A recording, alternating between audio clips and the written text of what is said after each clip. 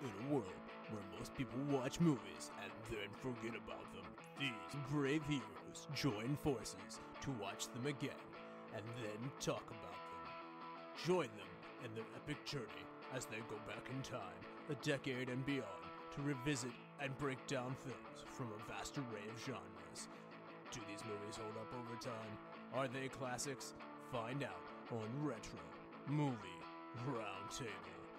Starring your hosts, Bryan Frye, Chad Robinson, Dustin Melbartis, Lizzie Haynes, and Russell Guest. Coming now to headphones in your ears. Welcome all you lords, ladies, and knights to the Retro Movie Roundtable. Welcome to the show where we watch movies and then talk about them. I'm your host, Russell Guest, and joining me today is my good friend and co-host, Mr. Chad Robinson from right here in the Steel City of Pittsburgh, Pennsylvania. How you doing, sir? Pretty salty today. It's we're recording in the past, but it is NFL playoff time, and it did not go my way. Well, the Steelers haven't played yet, and but I can at least say we made it in the playoffs longer than the Cowboys did, so I've got that to hang my hat on, at least. So I think we'll be joining you in the Out Club soon. So anyway, from this my team didn't even make the playoffs. There you go. From Spokane, Washington, here we have Mr. Bryan Frye. How you doing, Bryan?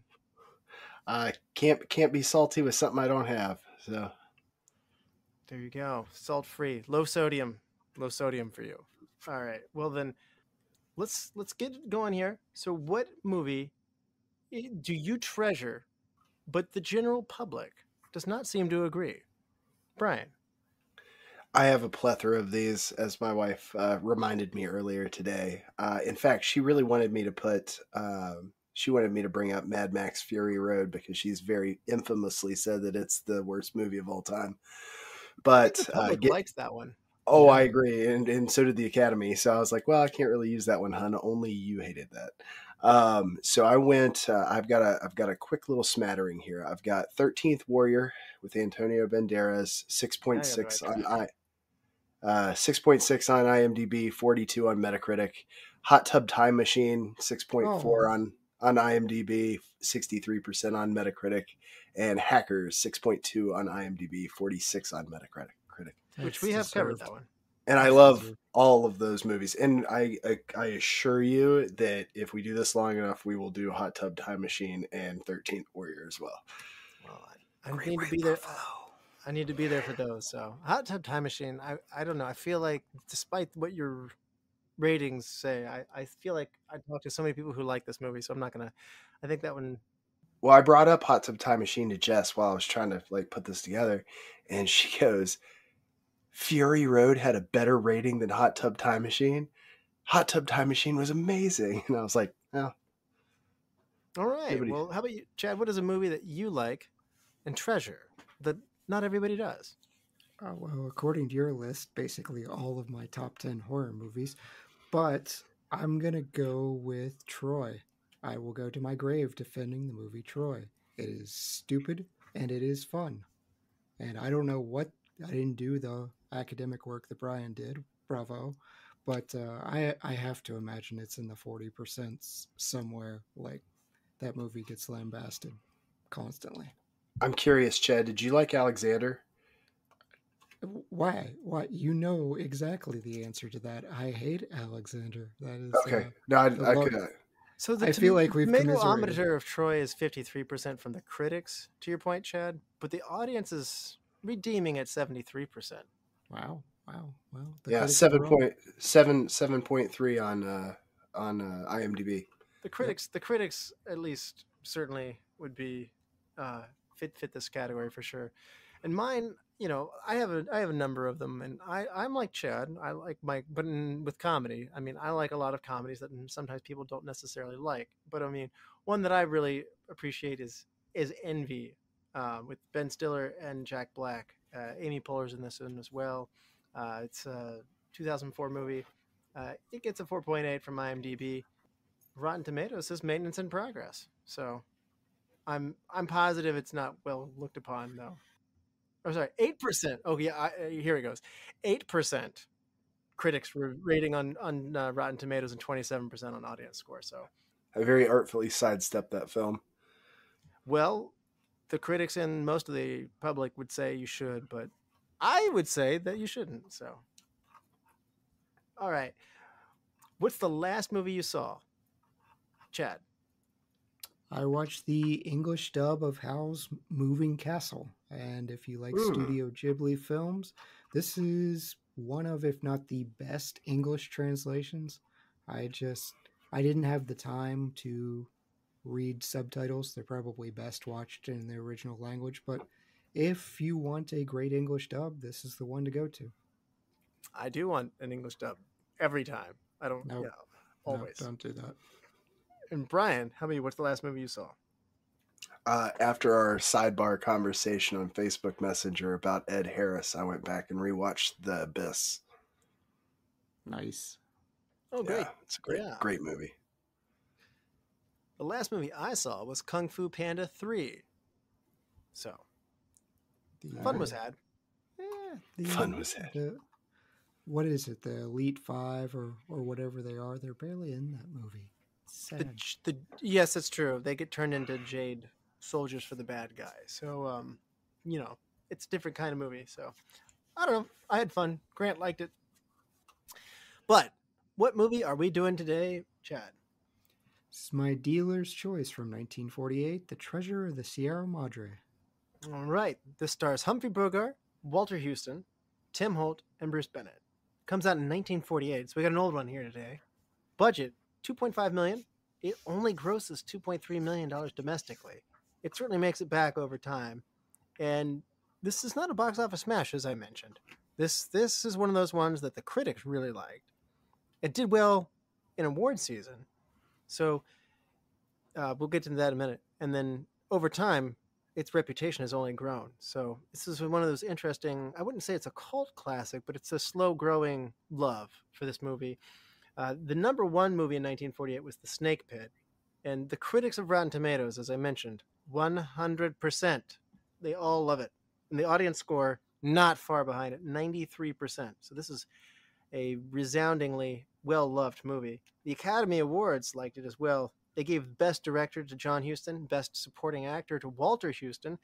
They are related. Walter Huston is John Huston's father, so we have a Best Supporting Actor also going to Walter Huston here, and the Best Screenplay goes to this as well from the Oscars. So 3 Oscars here. It gets an additional nominee for Best Picture. It lost to Hamlet, which is the Laurence Olivier version, so stiff competition. Best Golden Globe winner for Best Picture, Best Supporting Actor, Walter Huston again, Best Director, John Huston again, BAFTA Award winner for Best Film of Any Source, and then National Board of Review Awards winner for 3 of them, Best Supporting Actor to Walter Huston again, Best Screenplay, and one of the top 10 films of the year to it. The Writers Guild of America Award winner, the Writers Guild of America Awards nominee to John Huston for Best Written Drama, and the New York Film Critics Circle Choice Awards Best Film and Best Director, John Huston. A lot of things here, and the AFI loves this one too. 98, they named it the number 30 movie of all time on the top 100 movies. It is the number 67 Thrills movie. They came back and revisited this one at 2007, and it stayed right even at number 30 in their revisited top 100. It is nominated for the Best Villain for Fred C. Dobbs. He didn't quite make that list, but in the 100 movie quotes, number 36, badges? We ain't got no badges. We don't need no badges. I don't have to show you any stinking badges. Which is weird because I feel like this movie is misquoted heavily. And I have always heard, badges? We don't need no stinking badges. So I would say it's one of the highest misquoted movies of all time. But that would be the actual quote. A lot of stuff here. Chad, had you seen this one before? No, I am probably the least educated on Westerns. So this was one when I was choosing a dealer's choice. I was really torn between Seven Samurai, which is very, very long, and Russell has a short attention span for subtitles.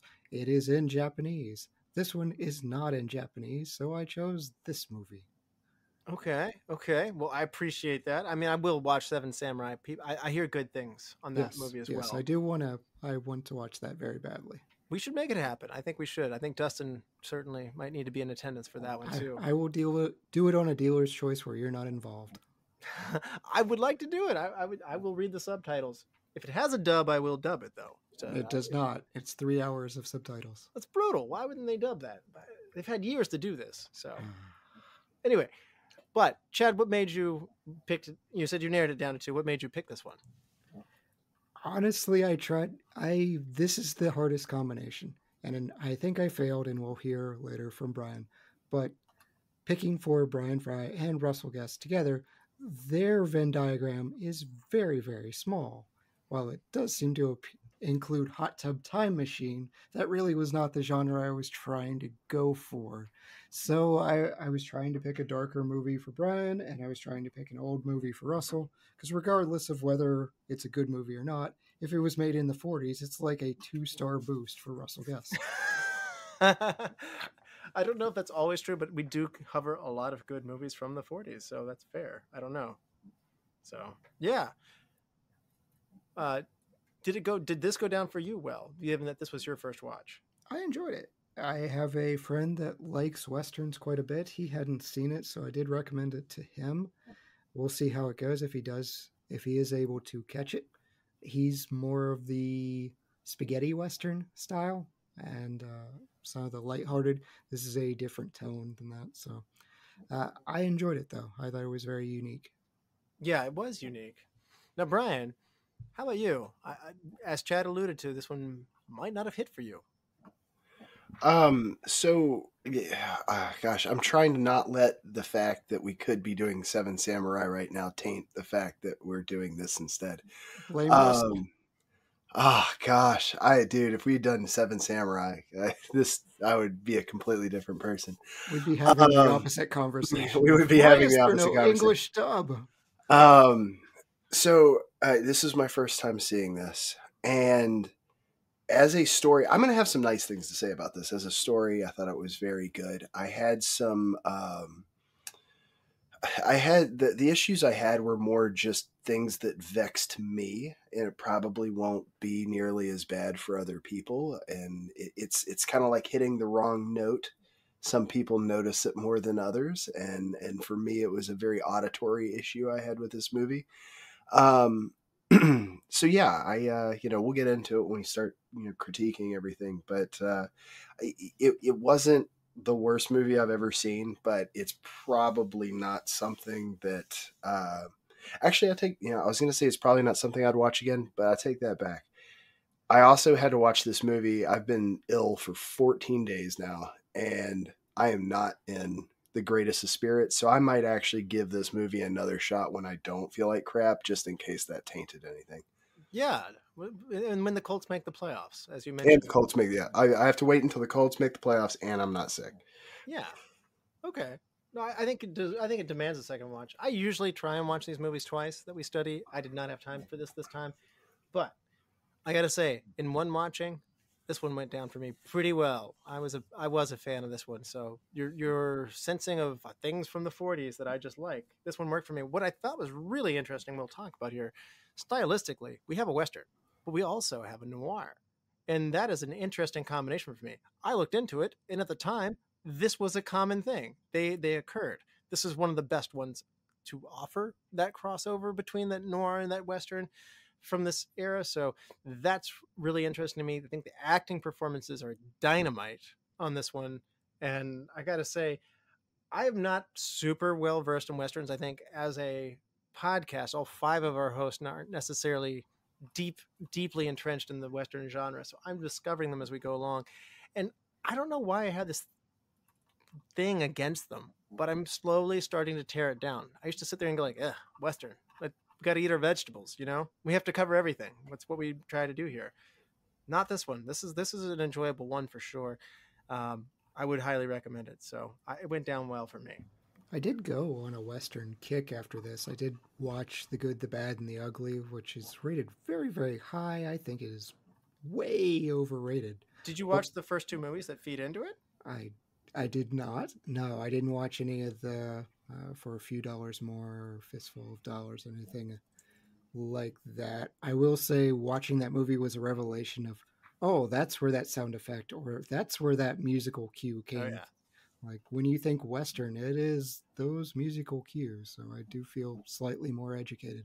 That Dollars trilogy is fantastic, by the way. The third one is the longest one, is by far the most ambitious. I could actually see you possibly, knowing your proclivities, Chad, you might prefer the first two more. They're simpler, they're quicker, and a little more action-based. I might. I think my issue is going to reside with spaghetti westerns. Okay. I feel like that genre, usually if there's the Italian style of director, be it horror or be it apparently Western, I'm not a huge fan of it. Interesting. So Chad prefers to hold the spaghetti on his westerns. Correct, yes. Okay. Well, you have no spaghetti here, so that helps. Yes. Just a lot of gold. All right. Well, there will be spoilers that lie ahead, so you don't want to have this movie spoiled for you. This is a classic, so definitely check it out. We will be back after these messages. Welcome to the All 80s Movies Podcast. I'm Bill.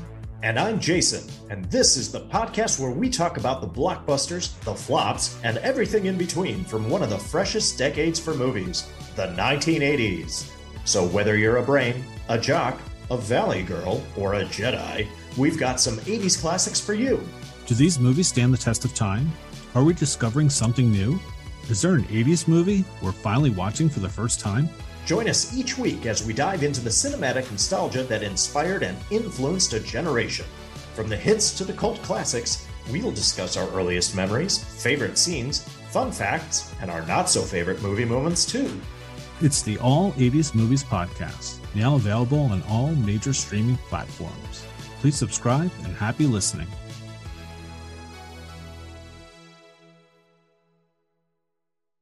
All right, this is your final warning. There will be spoilers that lie ahead. Now, Chad, for those who haven't seen The Treasure of the Sierra Madre since 1948, do you want to refresh people's memories? Fred Dobbs and his fellow contractor Curtin are broke drifters down in Mexico who overhear an old man named Howard telling tales of striking it rich, prospecting for gold. Dobbs and Curtin decide to go all in and recruit Howard to help find their fortune. Initially content with a small score, as the gold piles up, Dobbs becomes increasingly paranoid and begins to accuse the other two men of treachery.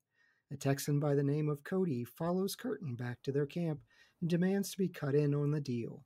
Dobbs votes to have him killed, but bandits under the leadership of Gold Hat arrive and a gunfight ensues. Cody is killed, and we find out he's left his wife and child for a chance at bringing back great wealth to them. Howard and Curtin agree to give their share to Cody's widow once this is all over, but Dobbs refuses.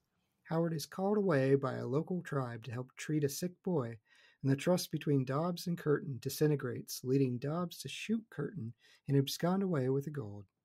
Dobbs, however, runs into Gold Hat once again and is murdered. The bandits believe the bags of gold dust to be dirt and discard them. Curtin does survive and is nursed back to health by Howard, who then aids Curtin in tracking down Dobbs.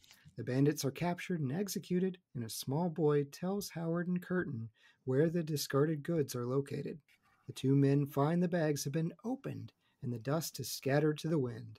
They eventually laugh at their misfortune before agreeing to amicably part ways. All right. Wow. So, there's a lot that happened in this movie. There are many turns that go on here. This movie, obviously at its first part, which I think it's more than just one thing. On the surface, this is a movie about greed, initially. And so, Chad, this movie's heavy in foreshadowing. I didn't see all of this coming, and certainly not to this degree. Talk about how this was like to watch this unfold for you. It's interesting. You right away get the impression that Dobbs is not a good person, although I was cheering for him because he just straight up told that little kid who's annoying him, hey, I'm going to throw this glass of water in your face if you don't quit. And then he does it. And I'm like, oh, we're supposed to hate this guy immediately, but bravo. And he talks about, okay, I just need this amount of money. He tells Howard, oh, I don't need that much. Yeah. 5,000. That's all he would Yeah, need. it's a very low amount. And Howard has this big long speech, which may come up with my superlatives of what gold does to a man, and that it disintegrates brotherhood. Later on, he talks about bandits. And he warns Dobbs, hey, if the bandits don't have to know about the gold. They're going to kill you for your shoes. And so we get that. And there's just great discourse amongst the men and this kind of slow disintegration of Dobbs throughout the movie. So yeah, there's a ton that I think is helped. I did watch this twice. So it is greatly boosted by a rewatch. I can see that because in studying it, I was having a lot of light bulbs go off as I was like, oh yeah. So I really do want to watch this one again. Now, Bryan, you like the darkness, and we have a character, the protagonist, Humphrey Bogart's character, Dobbs. He's entering the darkness throughout this movie. I did not expect him to go this dark. I expected him to reemerge from the dark too. Like I said, so my expectations weren't met. How about you? What was your journey through this like? I do kind of like the descent into madness piece here. This is very much a film of bad decisions and letting, self-made ghosts control you. Like everything is very much that paranoia piece. And I actually do really like that. What I had a harder time stomaching was Bogart's execution of that paranoia. It all came across very whiny to me, and instead of actually going insane, he just sounded like a little wiener. And it I don't think literally anybody's ever said that about Bogart ever. You know what? I agree with Frye here. I felt like he is overacting here, and there were notes that John Huston got of, hey, rein your dad in because he's acting circles around Humphrey Bogart. Yeah, and it took me out of the movie. Like it was so obnoxious when he was executing. Like it came across as petulance, not paranoia. And I wanted the paranoia. I wanted the ticking time bomb. And all I got was, yeah, man, I just and it just grated on me. It grated on me terribly. And so you don't like the way he talks? It's his execution of the lines that led down a petulance road instead of a paranoia road. Okay. And they were very clearly going for paranoia. What's interesting, though, is Spielberg bases Indiana Jones off of Bogart's performance for Dobbs. Partially because James Bond is also a template for Indiana Jones and those romps too, which I would say that you can see the Bond.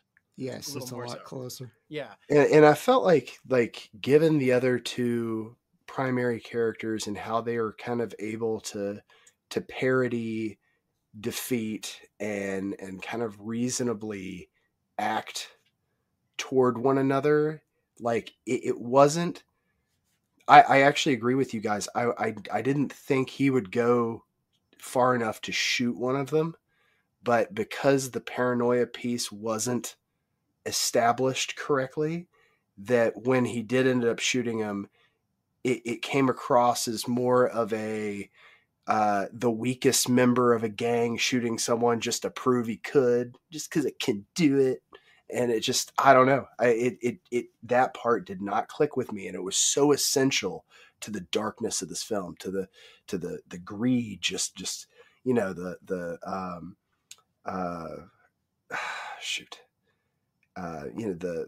gold corrupting his mind. Like it needed that. It desperately needed that. And I'm going to recast the crap out of him. Oh man. Well, I'm going to ask a question. We have covered Humphrey Bogart on the Maltese Falcon. If I recall, you were a fan of that movie. And Casablanca. I don't have a problem with Bogart. Just him in this. He played Rick in Casablanca. Is this an instance of you have been given iconic roles and you have expectations for what you want your Bogart to be? Do you want him to only be that cool, in control kind of guy, and this descent into madness, as you pointed out, whether overacted or not? Is this just not what you want from Bogart? Has he been typecasted as Mr. Cool in your mind? That might have something to do with it, but and I understand that this probably isn't 100% possible, but I swear like a dinner conversation with Alfred Hitchcock would have changed his approach to this movie completely. And that's what it desperately needed. It's funny you mentioned that because my mind went to Jimmy Stewart in watching this because I had seen Jimmy Stewart. Obviously, It's a Wonderful Life. This is a more extreme change than what we were undergoing here. When you watch Vertigo, you're like, whoa! I didn't see Jimmy Stewart doing this. This is a different Jimmy Stewart than I'm used to, and this is a different bogey than we're used to because he does lose his cool and he's Mr. Cool, which obviously dudes at the time wanted to be bogey. Women loved him as well at the time. I don't know that all those things necessarily come through this one, and certainly not Mr. Sweaty. Like, he looks like he smells very bad in making this movie. I mean, everybody looks like they smell bad in this movie. So I'm not sure. Like my biggest question was like, was it a thing back in the 40s for guys in America to be like, hey, let's go be losers in Mexico? I've never like that. Clearly, there's a lot of Americans down there. There's like one prosperous guy and like 45 homeless derelict guys, and I'm like, was this just a thing? Like, why are all these guys down there? If I were homeless, I'd rather be homeless in more nice weather. I guess I don't know. I don't know. It seems so strange to me. I was like, why are they all there? It's like a new frontier. Just a bunch of expats, man. There's the hope of the new life with as things are expanding out west, I think, to some degree. So sure. Now I do want to say though, there's massive foreshadowing. It wasn't just in this. I mean, I love the line earlier when William Huston says, water can be more precious than gold. That is foreshadowing of things that are to come. There are moments where we see, Bogart wanting more money that as things come through. There's the distrust of Cody when he comes in, and there's all of these wonderful pieces. I have a feeling with further rewatches, and Chad, you did get to do a rewatch. I have a feeling this thing's tighter and more rewarding upon second viewings for the things that are to come, because I picked up on some of them just one pass through. I have a feeling, again, this thing's not awarded for its writing as well. I have a feeling there's more to it than I even necessarily picked up the first time through, because I was just doing the first time basic, whoa, I didn't see that coming, or whoa, now there's these bandits coming. Every time I was about to settle in, this movie didn't let me get too comfortable. I really liked that. There was always like a chapter to turn in this movie, and the 2 hours flew by for me. It's interesting to me, and to your point, I'll address this. Even stuff like the water. Cody's crime when he comes to camp isn't so much the trespassing. They don't like him, but then he takes the water without asking. And then you have Dobbs flipping out. But the next drink you take will be the next water you have is going to be coming out of bullet holes. Yeah. But the takes you both have said, it's interesting to me because I never for a second doubted Dobbs was capable. So I treated this almost like a Poe type movie where this guy is already dangerous and now he's losing his mind. And from the Gila monster, that was a very tense scene where Curtin is saying, hey, no, I didn't mean to find your treasure. I'm trying to kill this giant lizard. Chill out. And you can see that Dobbs I believed he was going to kill him right then and there. And I was stunned with the restraint. He votes to kill Cody, and he absolutely was going to do it until a bunch of banditos show up and save the day, I guess. So his bloodthirst is sated by killing a bunch of banditos. But yeah, to me, it was just a threat of this dude's going to kill whoever. Counterpoint to that, though, when they get stiffed, they work very hard, they get stiffed, and the guy just tries to get them liquored up to get them to go away. Yeah. And they beat him up, which it's a good fight, by the way. For one dude fighting two guys, he puts up a very good fight, in fairness. He was tough. Yeah, like the guy held his own pretty well, to be honest with you. Because two tough guys in their prime fighting him. I was surprised it went as well for him as it did. But anyway, he loses, and Bogart takes only what he's deserved and throws the rest of the money on his face. Right. And that is a moment of, that's a moral spectrum to some degree. Like, I beat you up, yes, but I mean, this is right. Like, this fair is fair, and you've been given all ample opportunity to be square. And this is the Wild West, after all. So, he gets what's his, and he's fair, and he leaves him for his, and probably teaches him a lesson about don't do that to people. And No, that dude's doing it again to Oh, the next maybe. purpose. Oh yeah. But that's my point. We have a transition in Dobbs. He's changing. Like, so on the moral spectrum, he might not be as good as when we meet Howard. Howard's already lost everything. He's learned all the lessons from past failures and dealing with scoundrels, and he has the wisdom of age on his side. So he's on the more moral side of the spectrum, so to speak. But I don't know that Dobbs is necessarily. He might even be more moral than Curtin to some degree in the beginning, but boy, it sure doesn't finish out that way. I mean, I would say that Dobbs is more of a villain at the end of this than Goldhat. Goldhat is a renegade, and he's a very bad dude for sure. But I mean, Dobbs killed somebody in his own group, or tried to kill somebody in his own group. I mean, there's a Twice. degree of there's a betrayal factor with Dobbs that is worse. At least Goldhat's appears to be a fun guy to be around if you're in his posse. He's funny. I mean, he's he will kill you, he will rob you and do terrible things, but at least he seems like he's having fun doing it. I don't know. So that's my take on that. I like that transition. I think Dobbs changes a lot over the course of this. See, I think that's the problem that I have with, like, I just feel like if the execution of his mental and moral decay had gone better, like, it would have been quite a bit better in terms of my view of the movie.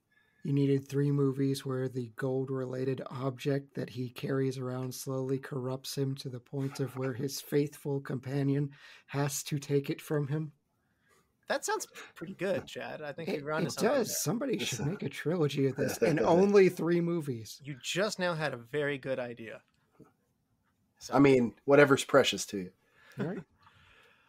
well, I'm going to kick it back then. Walter Huston, father of John Huston, the director here, won an Academy Award for this performance. Is he making you any happier on this one, Bryan? Yeah, I thought he did great. In fact, I really don't have many other casting qualms in this. Oh, he's fantastic. What I brought up earlier, I think, is funny, where they had to, studio execs are watching this happen, and they're like, "Hey, man, tell your dad to chill a little bit. He's making Bogey look terrible," and Yeah. that's hilarious to me. It's funny that they didn't want to work together. John Huston didn't want to cast his dad. Probably just for the sake of he don't really want to work with family. And now he looks back on it, and he said it was one of the best times of his life. So that's a sweet memory too. I'm glad not only did the casting work out, but they worked out, because 40s directors, Bogart hated both of them. He said 1 Huston is enough, 2 is murder. I think he likes John Huston because he works with him a lot, for one. And granted, studios can tell you at this point you're working together whether you like it or not, and you have to go along with it. So it's a different era in Hollywood. But Bogart seems to be very respectful and likes working with Huston. And what we covered in Maltese Falcon, from what I remember, and here too, it's just he's incredibly particular, which I think a lot of great directors are. Well, he did call this movie the worst piece of, I'll use crap. No, he said, I will be playing the worst piece of crap. Yeah. Like as a person, he is a bad person. So, which is, he is. It's a He very is a bad person. Yeah. for sure. I just think that the prospector role, I kept seeing, is this what the prospector in Toy Story 2 is modeled after? Like, the white beard, like the general look of, like, I feel like his image has informed future prospectors in just general media. I don't know if it just comes from him, but this is I was kind of like you were saying, Chad, like I was like, aha, this comes from this. Right. Yeah. The badges line I knew from Blazing Saddles. I did not know it from this. It just keeps going farther back. We covered it in UHF. It was there too. Only those were Badgers. Yes. I think it even comes up in the first Bad Boys movie when they're in that the hair care. She's buying some shampoo, and the dude behind the counter sees their guns, and he pulls out a gun himself, and he's pointing at him, and he goes, "We're police officers. I'm going to reach for my bag." And he goes, "Badges? You want badges?" And he says a bunch of curse words and throws a whole ring of badges. He goes, "Here, I'll sell you some." So that is clearly iconic. In watching this, I have to wonder how that line became amazing. This movie's got a lot of good lines in it, so I'm finding it interesting that one has gone on to live such a large life. I'm often fascinated by that, like when a movie has so much good going for it when somebody locks onto one thing. I don't know that if I had just been there in 1948 that I would have locked onto that necessarily being the thing. But I'm with you, Chad. I think it was interesting to see Walter Huston say in his acceptance speech that many, many years ago, I brought up a boy and I said to him, son, if you ever become a writer, try and write me a good part in one of your movies sometime. And by cracky, that's what he did. So it's fun to see that. He even said that he wanted to make another movie with his son every year after that. Unfortunately, he dies soon thereafter. And I found out more dots connect for me. Angelica Huston is the daughter of John Huston. So it was interesting to see her talking about, she didn't really get to know her grandfather. He died too soon for her to get to know him. So this movie's kind of, one of those things where it's kind of interesting that when you're an actor, you live on and your likeness lives on, playing characters, not necessarily, but it's one of those things where your grandchildren can see you, and because her father directed the movie, it was special to her. So talented family, first of all, but it's all of those things working together, like you said, Chad. I mean, Hollywood's full of nepotism, but in this case, everybody's talented. So I just find these stories to be heartwarming, if anything. Yeah, this isn't Will Smith casting his kids and things. Stop forcing them on us. Mm-mm. I still like The Pursuit of Happiness. It's fine. What was that? What was the one with the sci-fi? After Earth. After Earth. Yeah. Oh God. Yeah, that was brutal. Yeah. I derailed the heck out of that like a bandito. I forgot. I did lose. What was I talking about? I forgot. I forgot what we were doing. Hollywood nepotism. Oh yeah. Okay. Sorry. Walter Huston appears that he can speak Spanish and this so smoothly. I love him doing this, and it turns out he just had somebody come speak Spanish and he memorized the lines. I mean, I guess the guy's a top-notch actor, but it's just one of those things where it's just like, man, I really just assumed he spoke Spanish. It just, everything he's doing, even the jig is great. It's a playwright, Eugene O'Neill, when he was performing this jig from Desire Under the Elms in 1925, production, and that famous dance was just scripted here, and it was his idea to bring it in there. The speed at which he talks, I really like sometimes the speed that old movies have in dialogue. There's a lot more attention given to dialogue because they have to hang a lot more on it because the effects and the scenery may not always be there as much. I just like the pace. He moves very quickly, and there's a smoothness and a crispness that seems, again, wise, but also full of energy. And we see that so much. I think it's so funny to see him outpacing these other two guys. Yeah, they seem like a fun family. I read a story about his dad. I guess he liked pranks, and so the dude that played Cody, he has to eat that bowl of soup at the fireside, like really guzzle it. And John Huston called for an extra take and then kept making him do it over and over to see how many takes it would make for Bruce Bennett to just like keel over from drinking this stew. And he didn't actually even film any of them. The first take was good enough. He didn't tell him. And then he took lunch break afterwards, which is just like, that seems like a fun time. We keep visiting these 1940s, 1930s movies. And most of the time we're talking about the director and how much of a jerk they are. And it's like, this dude abused his actors and his actresses and did all these other scumbag things. Maybe you uncovered something, but I didn't find anything. It seemed like that everyone had a pretty good time. He was super popular on Maltese Falcon as well. I don't want to rehash all of that one, but he was running ahead of time. He gave people time in terms of, things were run so smoothly under Huston with Maltese Falcon that everybody really liked working with him, and there was a good vibe on that set as well. So yeah, obviously he makes you look great too. I mean, his movies are really, really good.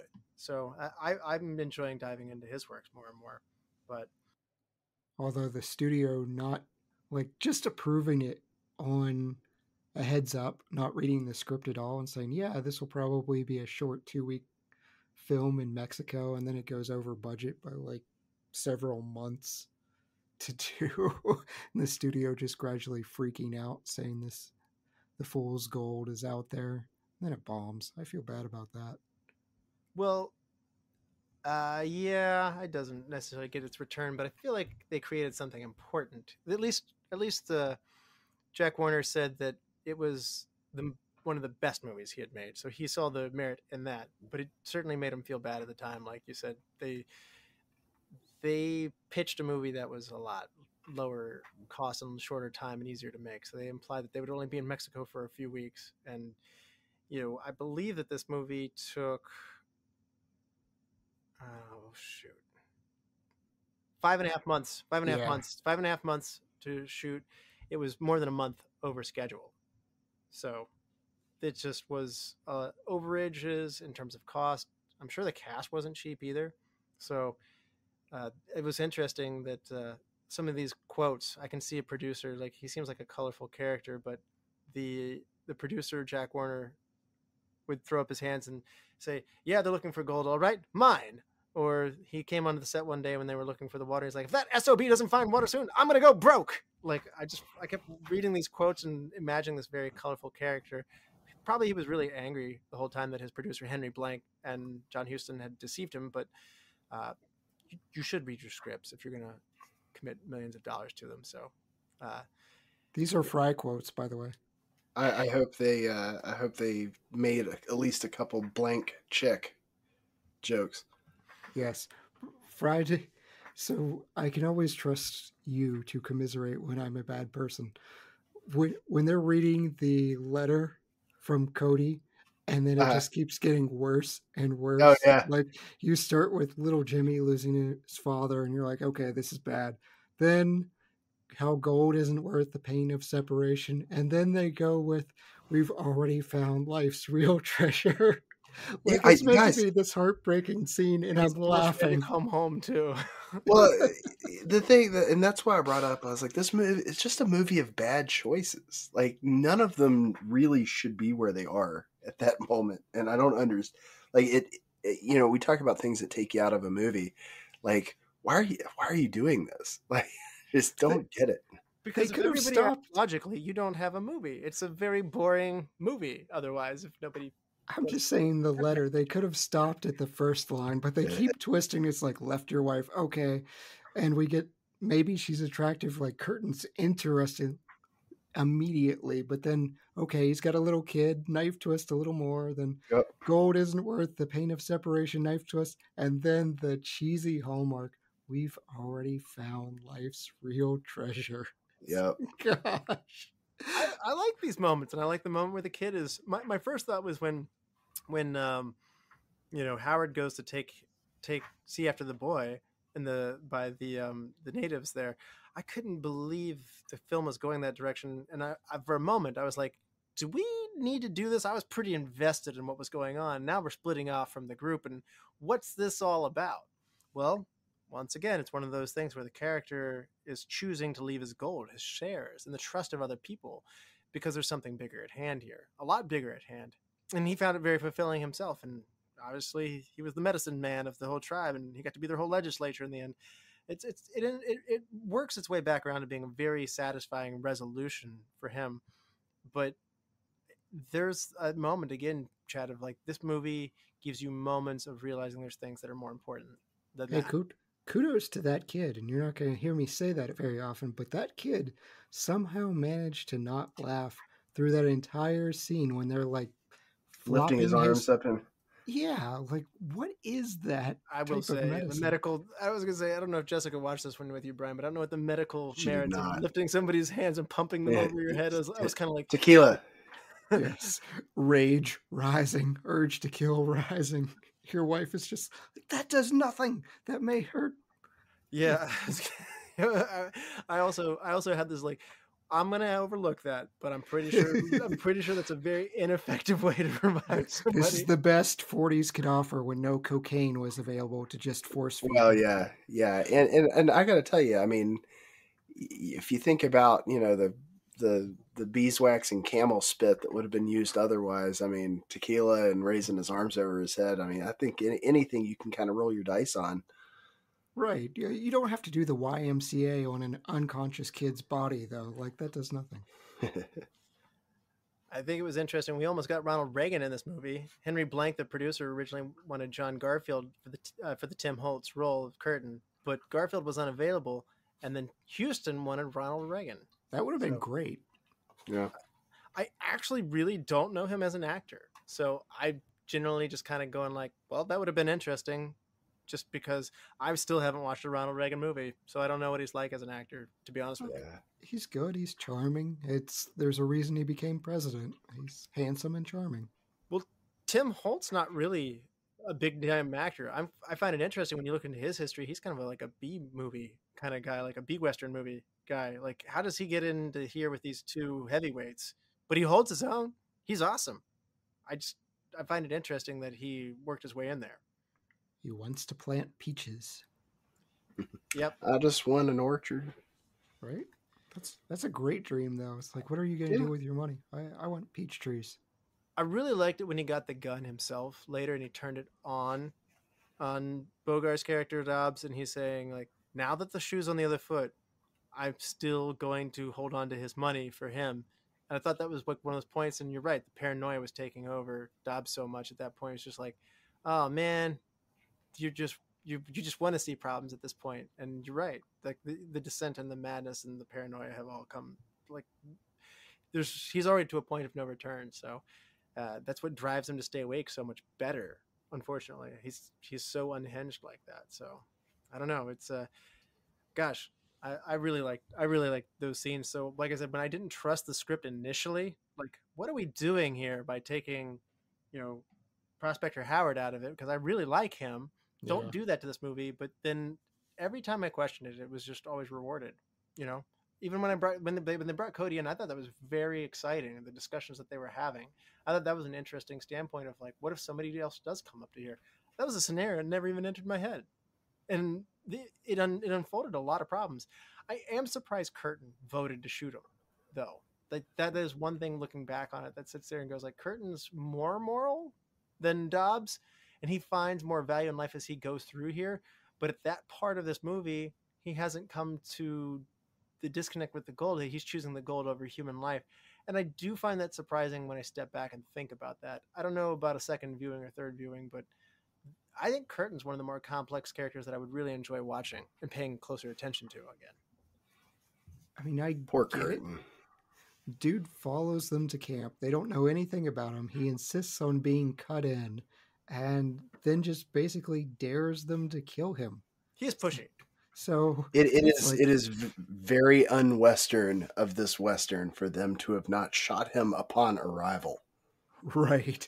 I can't imagine in the dark of night approaching three strange men, demanding a share of their hard work, and then saying, shoot me if you dare, and it ending well for me. Like, this dude just, right. He's got some brass ones. He does, but he's got a couple of things on his side. He said that I'll let you keep all the money that you've found thus far. He will increase their labor force, which it is hard work. And he's saying he'll only take a share from there for, going there forward. These are more reasonable things to say. And you're right. If he goes back and says, if I found you, they did not necessarily get a claim on the land, which that process was not 100% clear to me with how prospecting and gold worked in, the gold rush era, but the explanation worked well enough for me. I got the whole point of, like, these guys probably should have declared this as, land that they could actually mine, instead of just saying, like, I'm going to dig here, which is totally what they did. And right. Even Howard kind of alluded to, like, nobody's got time for that, so we're going to do it. Well, yeah, he makes a pretty good point on why they didn't go the claim route. Right. Right. So, again, tight writing. I mean, things that seem frivolous and at moments end up becoming massively meaningful. And it's probably because this thing's written off of a very popular and well-liked book by B. Tavern, which is a pen name. I think it's interesting John Huston was so interested in this author throughout the process. He didn't meet the author himself. He sent his intimate friend, Hal Croves, to serve as a technical advisor and translator for $150 a week. But everybody felt like Hal was B. Travin. So interesting. One of those things, this mysterious who's B. Travin kind of things. Nobody ever really nails it down for sure. Are we sure this isn't B. Traven? Like betray? B. Traven? Maybe. I don't know. Maybe it's a coincidence, but maybe there's a pun there. It's possible. What are you doing, Dave? Yes. Oh, how? John Huston's wife, Evelyn Keyes, was certain Croves was definitely the mysterious author, though she kept saying, like, he keeps giving himself away by saying, like, I, when he should be using phrases like he. So I find that a funny story. I think that would have been an amusing thing to have been on the set for, but who's this mystery man kind of thing. So even if it's not him, it's a funny thing to think about. Agreed. So, Bryan, do you like what John Huston is doing here as the director in adapting this story? I know you have some bogey issues here, but do you like the presentation, storytelling, pacing, and everything else that Huston's doing? I think this is the bones of this movie are essentially good. I think that the story, I'm actually interested in reading the book now, that I could probably put my own inflections on it. Might be something I enjoy quite a bit more. So I don't really lay any of this at John Huston's feet.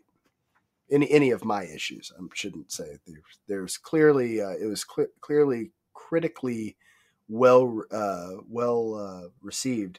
So I recognize that it might be just my issues and not issues with the film. I'm in the Dustin camp. Dustin has his tight 90, and this is not a tight 90. So there are some things that could probably be whittled down here that we didn't necessarily need. There's one specific scene that I'd really like to cut, and that'll come up. But overall, yeah, I'm with Frye. I think he does a magnificent job with everything he's given. And I'm sure the studio was like, cast Humphrey Bogart. Like, put that name out there. Bogart wanted it. He read that John Huston was attached to it, and he wanted it. Yeah. So, yeah, I don't know that you're turning him down in the 40s. No, you're not. He's Warner Brothers' biggest star, and so when he says I want it, because John Huston is on it, and he liked the the novel as well. So, like you said, Chad, if he wants it, he's got it. He's at the top of the food chain. So, yeah, he started badgering Huston for it right away, even though other people were considered, like you said, it's one of those things where I don't know who the equivalent is now, but I think at some point it probably would have been like, if Tom Hanks says, I want this movie, I think Tom Hanks gets that movie at some point, Yeah, but see, you can cast a fabulous actor for a part that's not going to fit them. See Robert Langdon in every single Tom Hanks as Robert Langdon, Dan Brown movie. It cannot work. You can have the best actor of all time, and he still doesn't fit a specific part. And I just don't think Bogart fit this part. Bad hair pieces, which is somewhat relevant to this movie. Or at the very least, he needs to have a take two and redo. I'm not saying that he's not capable of playing the part. I'm just saying that how he did it isn't right. I think the style merger between Western and noir is very interesting. I'd like to see more of these, to be honest with you. I like the noir crime movies of the 40s and the 50s. I like some of these classic Westerns. I did not know that these moods overlapped. So the style of the creator of Maltese Falcon is coming back and making Western, and I've totally felt it. The darkness of the mood was conveyed so well in these feelings. The night scenes feel really good. It's hard to shoot at night back then, and I think we take that for granted. There's movies shot later than this that look like crap at night, and these are really good. The scene where Bogart is, really hot and he's falling apart, like you could just feel the roughness of the landscape. And this is all in black and white too. I think a lot of movies a little bit later than this, I think the Wild West thrives on seeing this brilliant color. And we don't have that at our disposal yet. And they left the studio. There's a lot of this is shot, a majority of this is shot in Mexico. And they went to the field and they really did that themselves. And again, I've been a champion for doing it this way, lots of authenticity of going there and shooting in person. both for what it does for in terms of the actors and the feel of the movie. But yeah, they went to Tampico, Texas. Sorry, they went to Tampico, Mexico, and the production was shut down immediately by the local government. And it turns out they hadn't paid off the newspapers, which is apparently what you did at the time. And that they then printed false stories. And so they said that they were doing unfavorable things in the film in terms of how they were casting Mexico necessarily. So I certainly Gold Hat doesn't make it seem like a very nice place to be around, but nevertheless, there's clearly more to the movie than that. There's people who live their lives there and such. So, well, if you're interested in more modern, like if you want more modern examples of how noir and Western kind of comes together, something like Miller's Crossing, Wind River, No Country for Old Men definitely falls into that. That was the one that came to my mind. Yeah. I almost feel like No Country for Old Men is so neo-Western. I sometimes lose the Western in it, which it's not. It is a Western. You're 100% right. I start feeling like we're in modern Western. Sure. Settings, which changes the roughness and the frontier nature of it.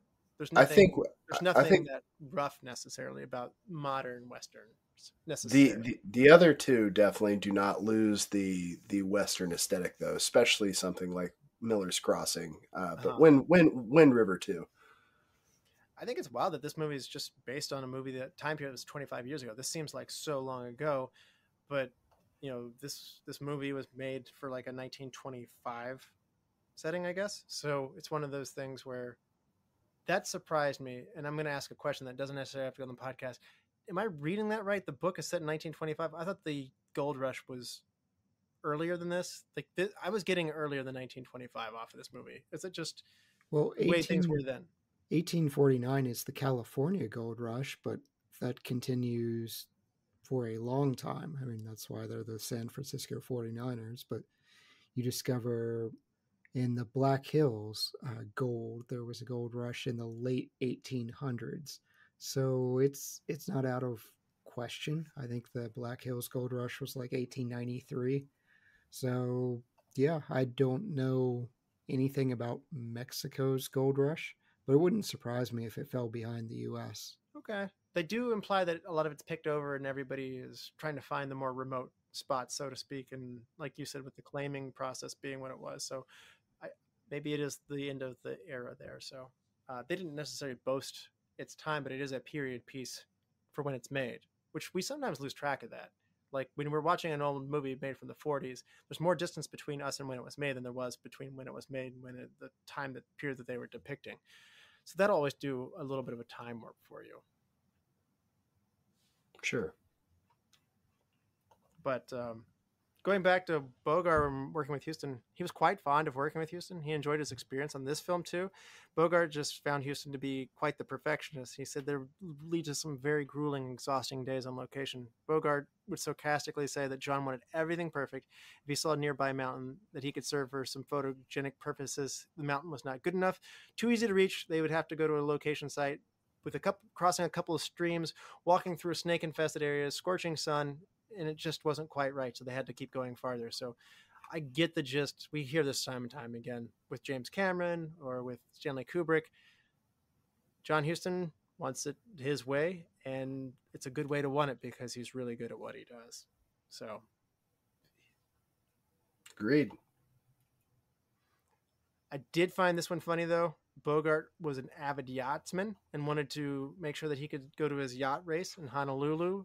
And he kept bothering him, John Huston, about like whether, are we going to be done in time so that I can go to my boat race? And eventually Huston had had enough being badgered, and he grabbed Bogart's nose between his fingers and twisted it hard.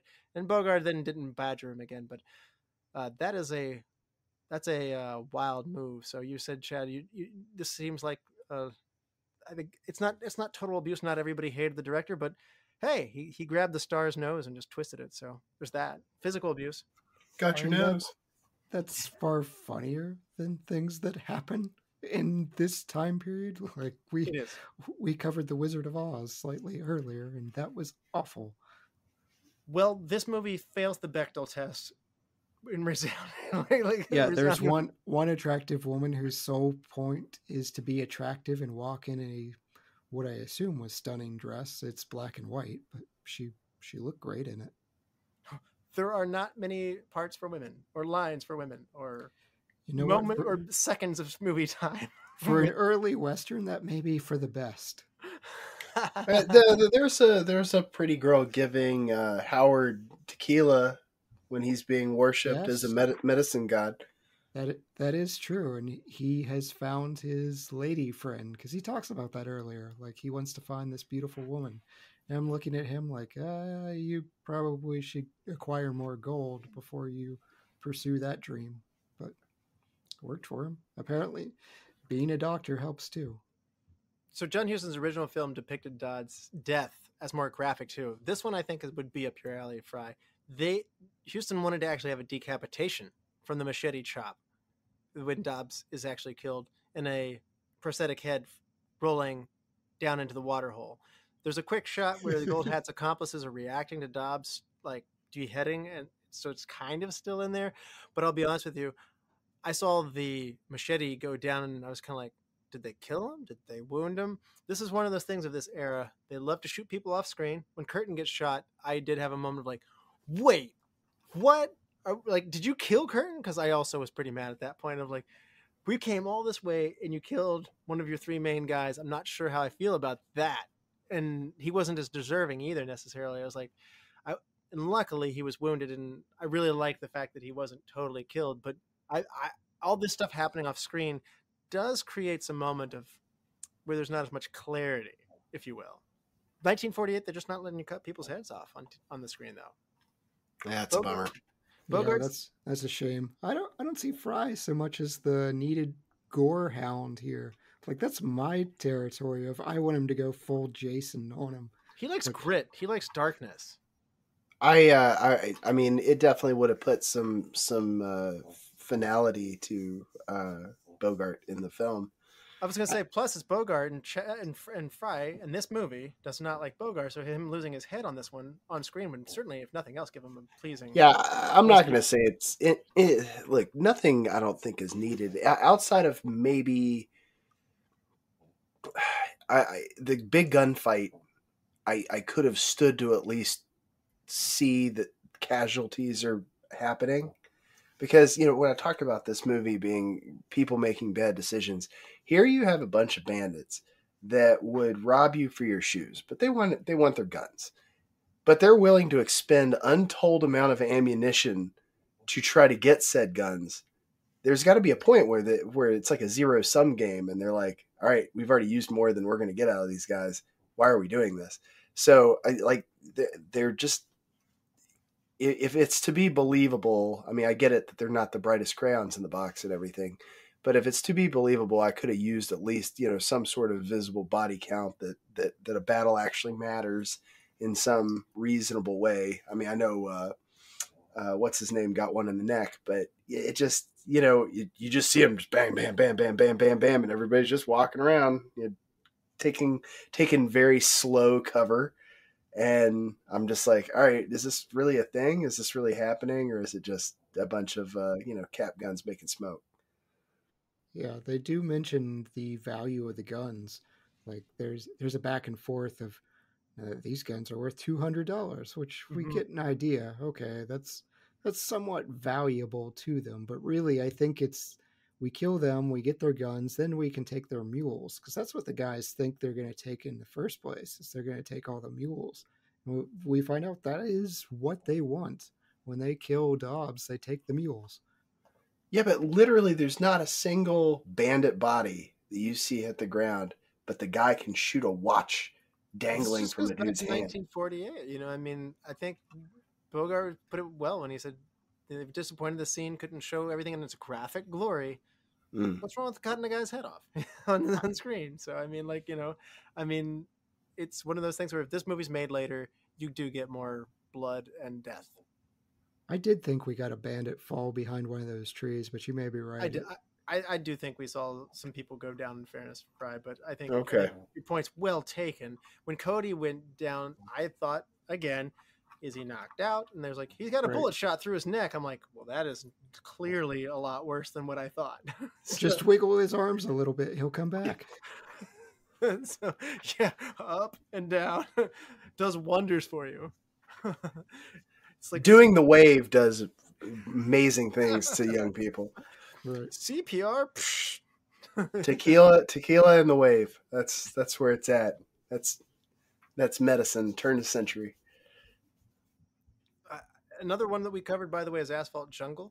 And this one, and I shouldn't be shocked because, again, great night scenes and great night shots and scoundrels doing all their things is made 2 years later than this one. That's John Huston, too. So we keep going back to Maltese Falcon. That's a lot earlier than this one. That one has Bogart in it, obviously, but it's just, to me, I'm really interested in, I want to see a lot more John Huston. To be honest with you, I'm very interested in everything I've seen from him so far. And Maltese Falcon, by the way, was his first movie. And this is not very far into his career either. This is just 1, 2, 3. This is his 5th movie, and it's interestingly enough. Just a small side note here: the Maltese Falcon actually got a sequel TV show on AMC right now called Miss Your Spade, starring Clive Owen. Stuff dreams are made of. Frye and his Clive Owen plugs. I do. I do like Clive. Let's talk about the wardrobe and makeup here. Chad, this is a sweaty movie. I know Ryan at one point told us the sweatiest decade in movies is the 1970s. I think he said that in the conversation episode. I think we got to give it back to the 40s. I don't think I've ever seen somebody seem so dirty and sweaty in a movie as this movie. I mean, come on, it's a Western though. I mean, if you're going to have guys literally trekking through waterless places, it's going to end up being the sweatiest thing you've ever seen. I mean, watch Hidalgo. Fair. Yeah. I was impressed, like, Bogey's wig is putting in work. I had no idea he was bald by this point in time. I just thought, I was like, what is going on with this hair? Towards the end of the movie, it was very stringy. It was very just erratic across his head. So I thought that was good. I couldn't tell it was a hairpiece.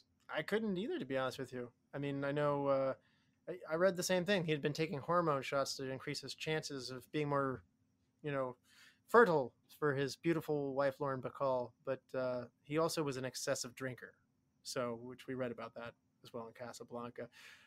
But he's completely bald. You're right. I don't pick up on a wig. I don't have great wig dart, though, in fairness. I'm often quickly deceived by wigs. So I don't think they're used that much anymore, so your need for that skill is less.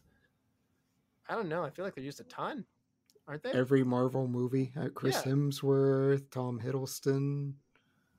Really? Yeah. Yeah. It's not their hair. Yeah. I mean, I guess I mean everyday wig. Like, I don't know that I've ever really noticed the human person. Oh, you mean like the Mozart wig, like where everybody's wearing them because. No, I think he's talking like Bruce Willis made being bald cool, but I knew people growing up that had Jason hairpieces. Statham. Yeah. Now being bald is cool, it's sexy, but before those movie stars, I knew several adults that had hairpieces, and it's just not a thing anymore. Well, thank you, Bruce Willis.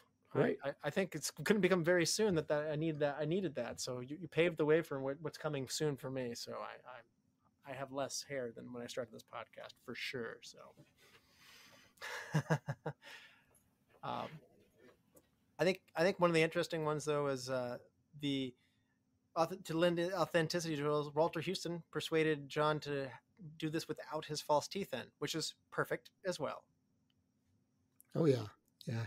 You definitely get the old-timey down on his luck prospector. Yeah, and by the way, the man in white, that slick rich guy who Bogart is begging from multiple times, it's John Huston himself, the director, popping into this one. And man, we don't actually know what he does, but he clearly looks like he's got plenty of money. I dig that all white that he's in. I'm always surprised. There's a great Louis C.K. stand up about how, like, back in the day things just cost money, like not a distinguishable amount of money. You just have to have money. Like, you go into a saloon and you toss a coin on the bar and you're like, let me get a whiskey and a beer and a shoe from a horse and a bathtub and a woman and a room for the night. And he's like, well, how are you going to pay for it? Ping! money. And it's just like, he gets a peso from this guy. I know it happens a couple times. He's getting like a shave and cleaned up, and it's just like things just cost money. No distinct amount of money, just money. Well, I know this much. We're living in a time of great inflation currently, so I know this much. If you were to go back and watch something from just 5 years ago, you're starting to sit there and go like, man, is that all that cost back then? So yeah, sure, why not? Yeah, 1948, 1 peso probably does all kinds of stuff for you. Why not? Yeah, 1920s even. Yeah, So, exactly. Yeah, thank yes. you. This movie's made in 48, but it's shot earlier. So, or made, sorry, not shot earlier, but depicting earlier. I dug the windstorm, and I didn't necessarily pick up that they were actually blowing, propellers and stuff. They actually upgraded to jet engines to do all the wind for that one. So I guess the traditional method was to use propellers to blow actual wind around. That seems like you're gonna definitely blow stuff in people's eyes, but I love that old movies don't care. They have to they have to make it, they have to do it. So there you go. Damage their hearing. Yeah. Expose them to dangerous heat. Yep, all of this. It's fine. Asbestos snow. There's not much snow to be had here. But... Breathe it in. It's fine. I feel like they might have debated it. Like, is there some way we can use asbestos in this movie? How about for the dirt, the gold that's fading away is just asbestos? It's not the smokiest. Or lines of cocaine. It's not the smokiest movie that we've seen from the 40s, by the way. So, I mean, there's smoking. There's like the whole, you smoke his stuff and I'll smoke your stuff from the natives and stuff like that. But it's not the smokiest movie. Normally, I think when we go back to the 40s and the 50s, I feel like everybody has a cigarette in their mouth in every scene at some point, it seems like. But it's not the smokiest movie. I just while we're on this topic, I've been doing another rewatch of Peaky Blinders, and there's not a scene in that movie where there is not a cigarette and or a glass of whiskey in someone's hand. Exactly. I'm telling you, like beginning to end, it's just drink, smoke, drink, drink, smoke, drink, smoke. Dobbs had an excellent point, though. He's like, I've already got some. Why can't we just smoke our own? Why do we need to swap? He has like a flat cigarette at one point. I was like, how does that work? I mean, it's literally just like I'm not saying you're a Dobbs, Chad, but that line just made me feel like that's Chad. Like that's such a Chad line of just like, I could see Chad being like, why don't we just smoke our own instead? Right. Yeah, this is very impractical. Let's just not. That just so seems like you. I don't know who you are in this. I guess if we were the 3 prospectors, who are you in this case? I'm probably Bogart, I'm guessing, because I'm. Yeah. Yeah. You're 100% Dobbs. Yeah, I'm Dobbs. I don't know. Frye seems like a curtain. Does that put me in crazy old timey prospector? I think it does. It does. I'll accept it. Like, yeah. I'm not the rough and tumble sidekick. If you could just do a jig after this, if you could do a jig after this to confirm, but I think that's where we are. Are you right? Is that where you're landing? I don't know. Are you curtain? I could see myself being more Howard. I've done some stuff in my time. End up being a crazy old man in some town trying to convince two younger guys to go off on some adventure. At last hurrah, only to end up doing some craziness in a witch doctor ceremony and being idolized by an entire people. You're essentially C-3PO with a bunch of people. Yeah, with a bunch of Ewoks, just like. I'm pretty set now. I love that you said C-3PO and Ewoks. I get 3 to 5 meals a day. All the tequila I can drink. I'm fine. You have a nice life, curtain. I'm getting decapitated, so I get definitely the bad end of this deal. But I mean, it suits me. All right, soundtrack though. I feel like movie of back in this era, this is a complaint I have often, is too big for moments that aren't big enough for the music sometimes. The sluice gate getting opened ominously. Thank you. You beat me to it, because I don't know upon rewatches when the gold's going to corrupt them, but my first thought was like, oh no, something really bad's going to happen. There's going to be a landslide. They're all going to get sent to the bottom of the hill in some massive disaster. And no, they're just panning for gold over here, and there are some times where the music can be a little bit misleading. I'm not going to dock it for that. That's where we are in the late 1940s with musical scores most of the time. And, you know, they're not all Laura. Laura's a great movie musical score. This movie's no Laura. This movie has big. They go big, punchy all the time. And even when the moment's big, I feel like the music's still too big. So I don't know. I think like those noir movies that are mysterious and have tons of dark shadows and crazy angles, I feel like those distorted feelings are worthwhile there. I feel like here they're a little out of place, but that's my feeling. I don't know about Chad. They are definitely trying to manipulate you way too much with music when they could just rein back a little bit. Like, we don't need curtains. He starts to walk away, and it's, to your point, it's bombastically evil. And then he turns back, and it's suddenly like Peter and the Wolf sprightly do as he turns back and saves his friend. I'm like, yeah, we get it. He turned from the darkness and went to the light. That you could have had a better transition. I'm with you. I'm not going to dock it, but these movies sometimes they fall in love with their theme, and their theme is way too much. I like the theme here, but the moments, especially the sluice gate, when just water comes flowing down, and it really is Lord of the Rings, Fires of Mount Doom, epicness of evil. I'm like, no, let's not. You know, even more subtle moments like where they have that profound conversation of like, we need to put the mountain back, as this mountain's been really mountain. That aged remarkably well, though. Like, that feels modern, where it's shoehorned in that these guys, they've been ruining something, and you just get the one environmentalist that's like, we've got to respect the land and put it back. I'm like, yeah, that's for some checkbox that we needed. But no, this is the 1940s where we are just exploiting the land altogether. So that was refreshing. Yeah, and I love the line where, like, you know, you talk about this mountain as if it's some woman. It's like, well, this mountain's been a lot better to me than any woman I've ever known. I was like, man, that is a good line. That is funny. So, but I mean, just like, there's moments where I just feel like the music doesn't elevate it like the dialogue does. So, anyway, I won't belabor that point. Frye, did you want to add any music comments? No, I don't really have anything for the music in this. All right. What do you guys say? We hand out some superlatives. Sounds good. MVP, Bryan, I know it's not Humphrey Bogart, so who is it for you? I went with Walter Huston. So Howard, I completely agree with Chad. I think he acted circles around Bogart in this movie. All right, Chad, how about you? MVP. Same thing. And I love that the most likable character here gets his dream ending, even though he's a little less rich than he'd prefer to be, but he's found richness in other things. I think the perspective that they gain through this movie is really enjoyable. To be honest with you, I think the ending's not that disappointing.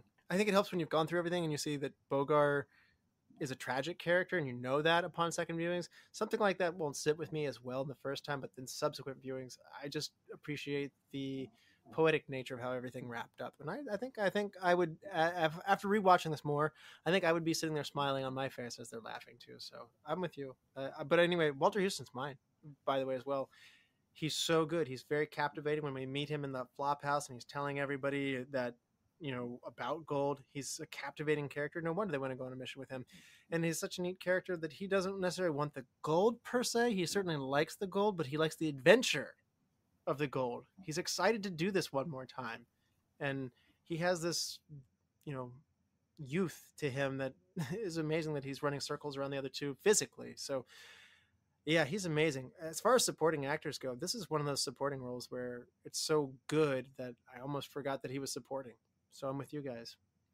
Best supporting actor, which we have to give away now, which I think we kind of did, but Bryan.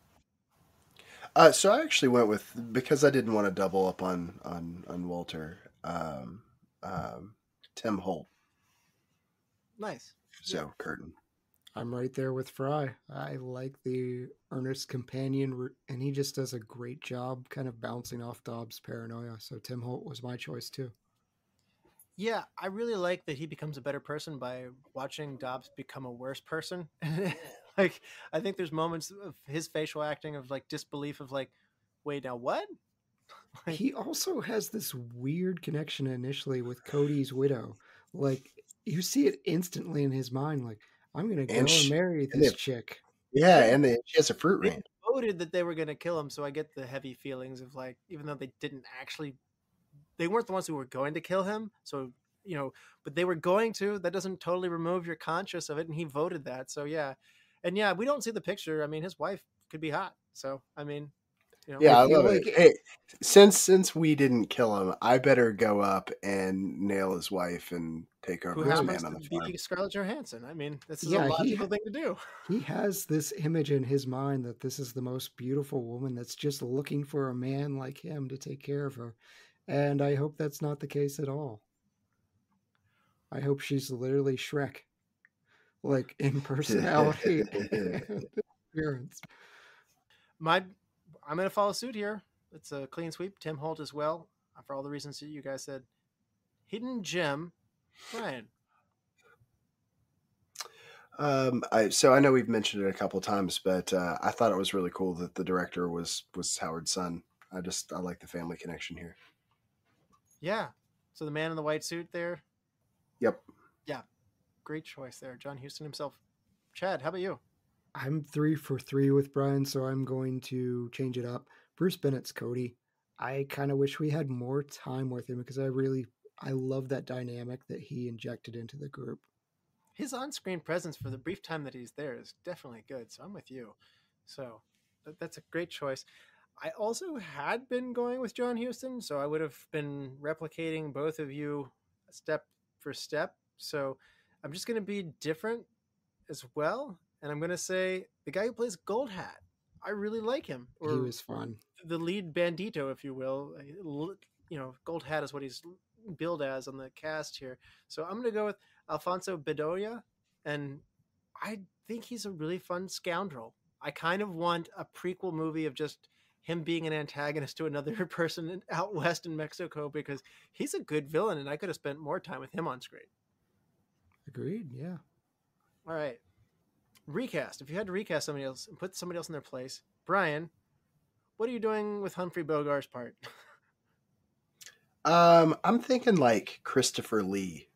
He would have been in his 20s in this film, so maybe not quite old enough to, or at least for the picture that we see Bogart. But I think a 20-year-old Christopher Lee would play slowly going mad very well. He does. Can he do cowboy? I think he could do anything, but putting an Englishman into a Western for someone always feels a little bit funny to me, but there you have it. Yeah, I'll go with it. He's a good actor. Why not? Let's trust him. Not English, but Russell Crowe in 3:10 to Yuma. He did a good job. That's fair. That's fair. Yeah, I feel like Australia is a little more like the Western version of an Englishman. I think Dustin said that at one point, and I was like, yeah, sure, I buy that. Like it's a rougher version of an Englishman to some degree. So, everything there is trying to kill you. I'm stride for stride with Frye here. I am recasting Humphrey Bogart as well. His style just kind of grated on me, so I went with Gregory Peck. I feel like Gregory Peck could do a subdued descent into madness. He's an excellent actor. Yeah, he's great. Yes. Yeah, he could be pretty intimidating too. When he I was going to say physically, he's a larger dude. So, I mean, I don't know if I have to physically get somebody larger to play Curtin so that they're not totally disproportionately physically, like you don't want to necessarily have Bogart's character or Dobbs be the biggest bully on the mountain necessarily. So interesting. I did not go after Bogart. I don't have any of the complaints that you guys do. I actually really like Bogart and all the stuff he's doing here. I didn't give him any superlatives, but I was really happy with him. I'm going to be the apologist for him. I like the guy who played Cody, as you guys have mentioned, Bennett, I think it was. Mm-hmm. But yes, I'm going to go with Burt Lancaster here. Okay. So we saw him in The Killers, which was 1946, just 2 years before this. So we're going to get closer to that Burt Lancaster than we did like when we covered The Professionals in 1966. He definitely has done cowboy well, and I think he's also just somebody who I think would be a good person to do this guy writing in, from town kind of thing. So I'm going to go Burt Lancaster. I considered him for Bogey's part, so yeah, that's a good choice. Best shot, which actually there are several when I think about, which is why I kind of want to watch this again. But Bryan, I kind of like the view of, when he first meets Curtin, he's walking up and it's just two guys down on their luck sitting on park benches or sleeping on park benches. Mm-hmm. Okay. Yeah. Chad, how about you? What's your best shot? Are you going to finally diverge from Bryan? Yes, I'm finally breaking stride here. When Dobbs is completely losing his stuff and he has this really menacing laugh around a campfire during an argument with Curtin, and there's this great kind of pan out shot as they say, "Bet you'll fall asleep first." And the two men, and it's just like the world's most uncomfortable shot of Curtin and this menacing evil on Dobbs. So It's a good laugh too, by the way, in that scene. yes, it is a great villain laugh. I was going to say that's a total horror guy pick because I was scared in that scene. I was like, I have gone from becoming uncomfortable and paranoid to like, I'm scared for Curtin at this point. We didn't get the payoff though. I don't know which one fell asleep first. I'm guessing Dobbs because Curtin lived through that night, but we don't get a payoff. Well, mine's going to be when Dobbs drinks out of a muddy puddle in the desert. So thirsty. We see in the reflection as the water slows to settle, there's a reflection of one of the banditos staring down at him threateningly. It's a great shot. And another one of those chapter turns, like you can almost picture these chapters in the book being conveyed in these turns in the movie. And boy, this is just one of those good ones. So there were times when the editing was a little abrupt, like we weren't doing something, and I actually rewound thinking, like, did I miss something? Like, oh, we're shooting in town now. He left the mountain when Curtin went into town. I was like, did I miss something? And I'm to some degree, I'm not sure that I would cut anything, Chad, because there's some moments where, if anything, I felt like the editing felt a tad bit abrupt. So anyway, this is one of the best instances of that editing of like, man, that's really good. Good shot, good cinematography, poignantly placed. Best scene. When we go, Chad, because Bryan keeps stealing your thunder. I think it's, even though I made fun of the letter, it's learning who Cody was, learning about his wife, learning about his kid, and then you see all the different reactions. Dobbs is just like, more for us, while Curtin and Howard are both, hey, give a portion of mine for his wife to support his kid. So I think even in his death, he is further driving a wedge in this dynamic, and it's really the turning point for Curtin of, I don't want to be Dobbs. I don't want to be this dude. I want to potentially go and meet this wife, and the picture in my head. Well, I think you guys it didn't seem as funny to me, but now I kind of just want to see exaggerating. My Blazing Saddles hat has gone on for reading all the things. It was just like, all the other wonderful things that he's done. It's like, please come home and take care of your sick mother, and the polio like clinic that you run in your spare time, and and the church that you help build for all the children, and like just like I just really want to dump on and keep going like with all the wonderful things that he's doing. So make him a Mother Teresa character. Go for it. So, all right, Bryan, best scene. I'm going to go with the montage of them basically starting to get their gold prospecting going. It's the setting up their luge, the mining, the just getting down to work and actually finding that they've struck gold and giving you some sort of payoff that things are kind of going to turn around for them. Yeah, that was a fun part of the movie. Certainly the dance that was part of the you didn't even realize you had found gold. You idiots. Dance was so good. Yes. Mine is going to be the flop house where we meet Howard for the first time. I alluded to how captivated I was by this character, and I was so glad when we were watching this movie that this wasn't just a guy who said something that then led these two guys to go out and do this on their own. It's a great introduction for a great character with a great acting performance. So I found that whole foreshadowing in that scene to be very powerful and really important. So tons of charisma there. Best wardrobe or makeup moment, Bryan. Maybe the gentleman they end up working over to get their hard-earned money has that dapper, almost kind of Cuban-esque look to his suit. Mr. McCormick has some swagger to it. But yeah, I didn't have anything that I was just like, oh, I'm dying to talk about this. See, I'm a hat guy, and I love Gold Hat's sombrero because it's got a chunk out of it. And for whatever reason, that just makes it funnier to me. Like, he's a funny dude, and having a big piece of your sombrero just missing makes him more comical. Well, didn't they shot a hole in it, didn't they? It was before that. Like, when he first meets them, he's got a chunk out of it.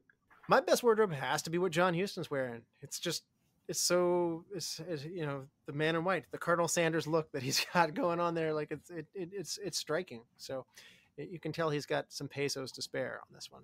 And I love the line when he hands it over to him and he's like, "Can you spare a few American dollars? You know, can you stick an American for a meal?" And he says, For such impudence, you never came my way. Earlier this afternoon, I gave you money. While I was having my shoes polished, I gave you more money, and now you put the bite on me again. Do me a favor, will you? Go occasionally to somebody else. It's beginning to get tiresome. And I love it when he puts another peso in his hand.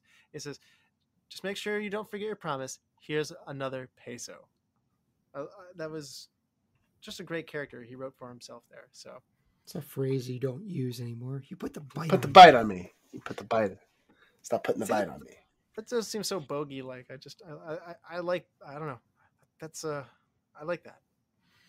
All right, change one thing, Bryan, and it can't be about where you did that. Okay.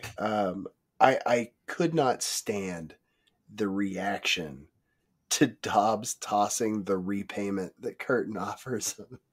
Not only does he not take it, he like dumps it in or toward the fire, and no one reacts. Like, that's several $100s that he just dumps out. At that point, he's putting his friendship and his ability to work in as a company here ahead of them. That's really important. Though. He got accused of being a hog, and that's just what you do. You just toss it. Right. I like being called a hog. That's all. You could have been like, don't call me a hog. Here, don't. I mean, that's sweat. That's sweat you just dumped out. That's probably 2 days' work. You just dumped out into the fire. I'm just like, no one reacted to it at all, and I was like, what?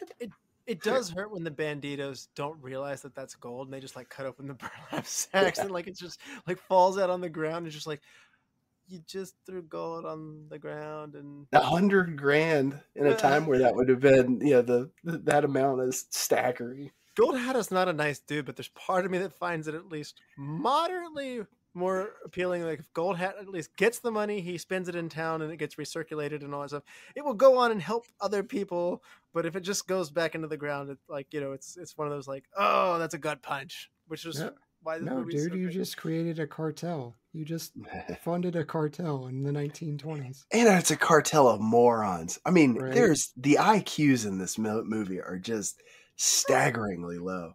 I don't think we're dealing with smart characters, though. No. Just about everybody with legitimate screen time in this film is not smart. Fair. Yeah. I mean, yeah. All right. Chad, change one thing. I don't think we need the execution scene of Gold Hat and his gang. Like, Cody goes into great detail, the efficiency of the Mexican government of what's going to happen. So, I really enjoy him walking back to get his sombrero just to be shot, and the sombrero rolls off. Like, I was all right with that.